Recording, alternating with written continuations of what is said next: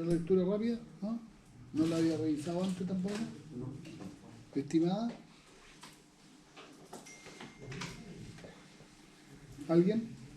El 25º habla del principio de la bilateralidad y también habla del derecho de defensa. Ya. Y hace una introducción. ¿Habla o no habla el fallo del debido proceso, que es nuestro tema? Sí. ¿Sí? Lo aborda. Sí, lo aborda. Lo aborda, bien. ¿A propósito de qué? A propósito de una... A propósito de la inaplicabilidad del artículo 169 del Código Sanitario Ya. para efectos de ¿Qué problema la presenta? prisión. ¿Qué problema presenta ese código? Podría solicitarse la prisión por no pago de multa por la vía administrativa. Ya. Sí. Y además hay un requisito para poder reclamar. O sea, pedirle al gobernador o al intendente. Claro, ¿y cuál es el requisito que ahí resulta también arbitrario para poder reclamar? Que no se pague la multa, que no se haya pagado la multa. Claro, se requiere además una consignación Sí, para poder recurrir, para poder reclamar. exactamente. ¿De acuerdo? Y quien no consigna va directo entonces y va directo a esa pena de prisión. Exactamente. ¿De acuerdo? Sí. Eso. Ya, y la consignación previa a la reclamación o al recurrir, en este caso, ¿cómo la enfoca el tribunal? ¿Cómo? Porque para declararlo inconstitucional tiene que empezar a decir esto está bien, esto está mal. Como un apremio Apremio no legítimo. autorizado por la Constitución. Ya, por ahí parte, ¿cierto? Por ahí parte. Y además, el hecho de que se ponga esta cortapisa económica, ¿en qué se traduce según la propia Corte? ¿En un acceso expedito o en una dificultad o traba para acceder a la jurisdicción?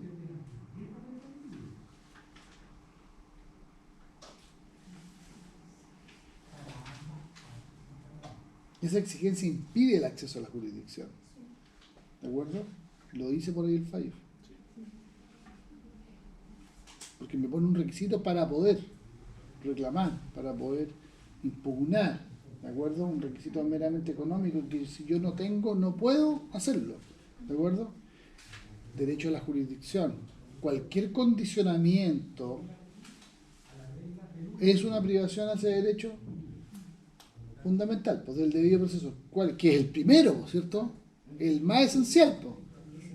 Si no tengo acceso a la justicia, da lo mismo que después el juez sea chueco, no sepa fallar, el tribunal sea incompetente, si no puedo entrar, pues. ¿Se entiende, no? Eso es lo esencial, lo primordial, y el fallo lo recoge. Por lo tanto, el fallo es bien comprensivo y abarca bastantes fases, bastantes derechos, bastantes aspectos del debido proceso que nosotros hemos visto en clase, ¿cierto? Ya, avancemos. ¿Qué más dice? ¿O a qué más se refiere? Se refiere a que si la multa no está pagada, esta deberá ser sustituida por prisión preventiva. Ya, bueno, pero ahí está el problema, ¿cierto? Eso se traduce en un problema de prisión por deuda y toda su vulneración. Ya, estamos ok. Pero ¿qué más dice respecto del debido proceso? Porque esto parte en un tema esta solicitud de inaplicabilidad se da en el contexto de un juicio civil o penal. No, es No, es una sanción Administrativa.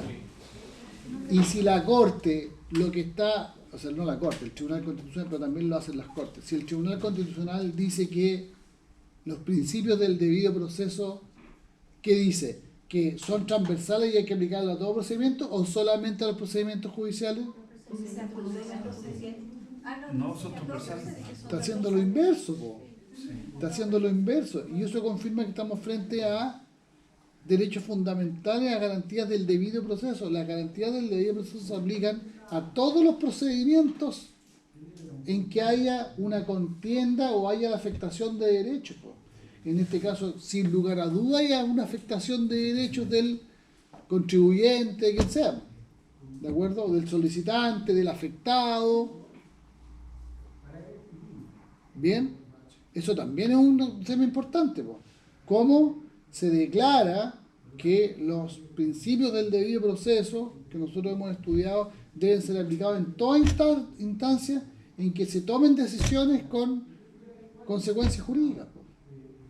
En este caso en el derecho administrativo, ¿cierto? Porque de ahí nace el conflicto.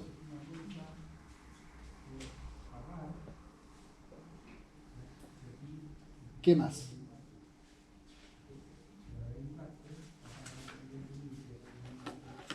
Aquí está la mención expresa a los mismos principios que nosotros señalamos en su oportunidad. Si nos vamos al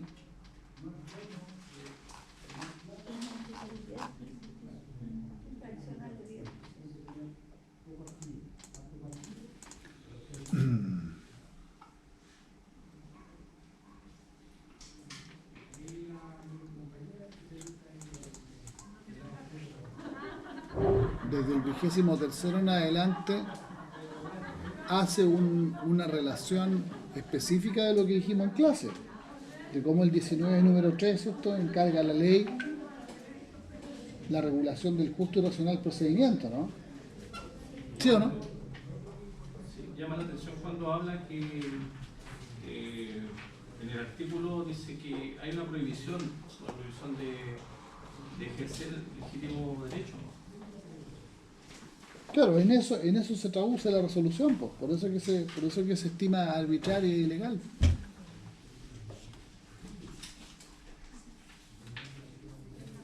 En el 23º también se repite la idea de que no está regulado en detalle, ¿cierto?, el debido proceso solo en la Constitución, sino que también está en las disposiciones legales y hace referencia a otro fallo del mismo tribunal, al 481. ¿De acuerdo?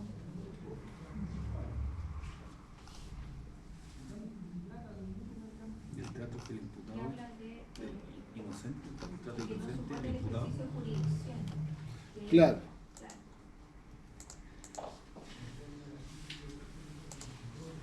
¿Qué más rescataron del fallo?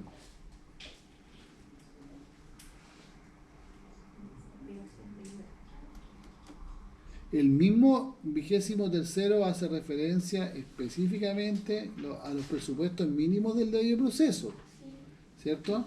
Dice que están encargados a la ley también, pero también acá habla de el oportuno conocimiento de la acción, del debido emplazamiento, la bilateralidad de la audiencia, la aportación de pruebas y el derecho a impugnar, y lo imparcial e idóneo y establecido con anterioridad por el juzgador. ¿Se fijan? Ahí está la médula, ¿cierto?, la parte central que explicamos respecto del debido proceso, sin perjuicio de que el justo y racional procedimiento se regule la ley con las formalidades y con todo lo que vimos, especialmente con los requisitos de validez, ¿ya? Ahí está el reconocimiento y hace varias menciones, obviamente, que asociadas al caso en concreto, pero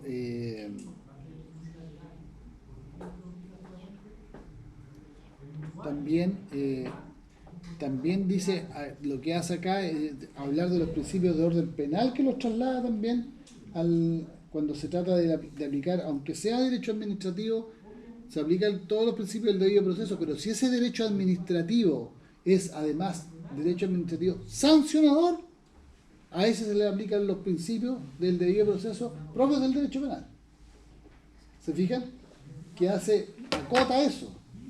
¿Los principios del debido proceso se deben trasladar al ámbito administrativo? Sí, completamente.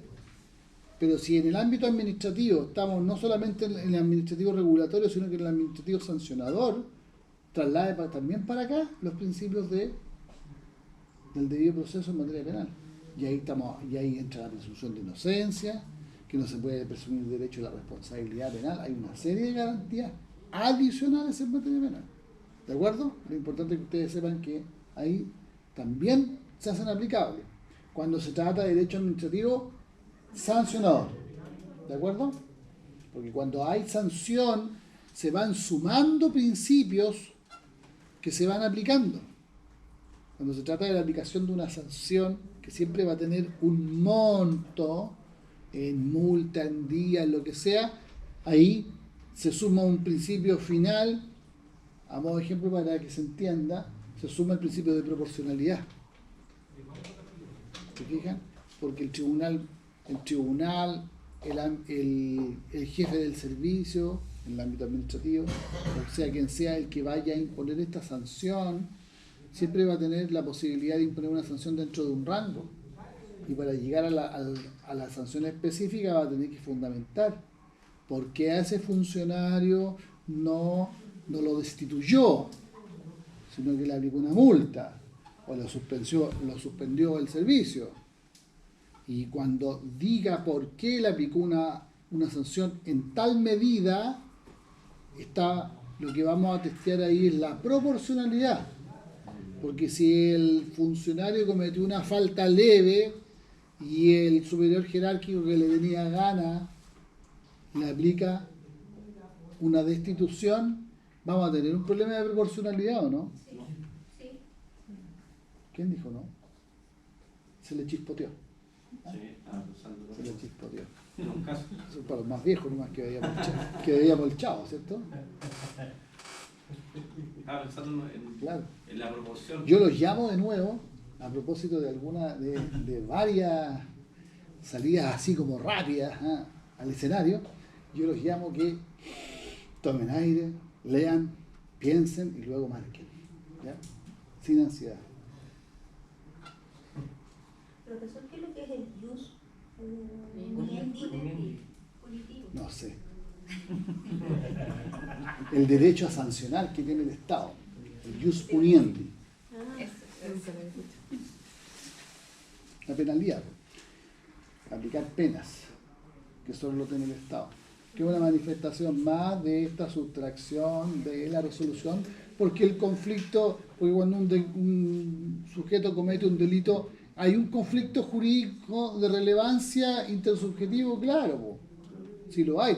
Lo que pasa es que ahí el toro por la asta lo toma el Estado, pero lo hay, pues si tenemos un derecho que ha sido vulnerado, el de la víctima normalmente. Ya. Bueno, el fallo tiene hartas referencias y hartos razonamientos, hace referencia a la historia fidedigna también del establecimiento de estas garantías constitucionales y obviamente que es una lectura complementaria para entender y para fijar la idea de que lo que se plantea a nivel de garantías constitucionales es la Constitución y cómo la Constitución baja eso también a la ley y la importancia que tiene la regulación, aunque sea las formalidades a nivel legal, que ya dijimos, ya las demostramos, todo eso tiene que ser objeto de un estudio general, global, esquematizado, para tener claridad respecto de todo, de cuáles son, dónde se ubican, cuál es su ámbito y qué es lo que se está exigiendo cuando se habla del tribunal, cuando se habla de las partes, ¿cierto? Cuando se habla del conflicto jurídico, ¿ya? Todos los elementos son importantes de analizar y de reflexionar, porque si los entendemos bien vamos a ser capaces de contestar cualquier cosa que nos pregunten de eso. Si no lo entendemos bien, lo que nos pregunten con cazabobo y demás nos va a cazar. ¿Ya?